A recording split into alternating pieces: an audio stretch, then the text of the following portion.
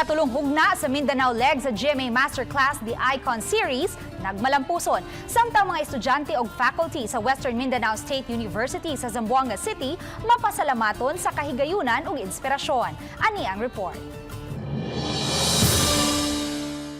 Sayong miabot ang mga estudyante sa Social Hall sa Western Mindanao State University sa Zamboanga City alang sa ikatulong hugna sa Mindanao leg sa GMA Masterclass The Icon Series kauban ng Chief Marketing Officer sa GMA Network, Ms. Lizelle G. Maralag. Gipaambit niya sa mga estudyante ug faculty ang iyang personal nga kasinatian sa iyang trabaho aron maghatag og inspirasyon o giya.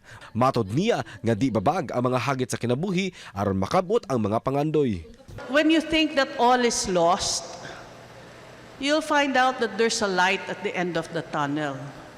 So, just pray and then do your best always.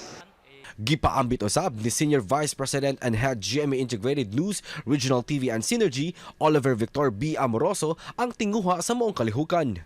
In a world that is constantly evolving, the purpose of the GMA Masterclass series is simple, yet profound.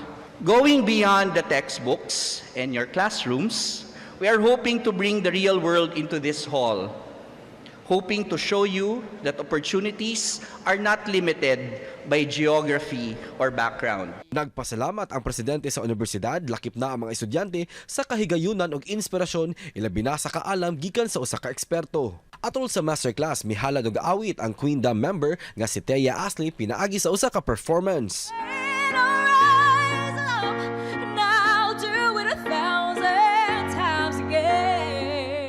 Kauban si Clans Gabutin, Mark Regiabelia. Balitang, Bisdak.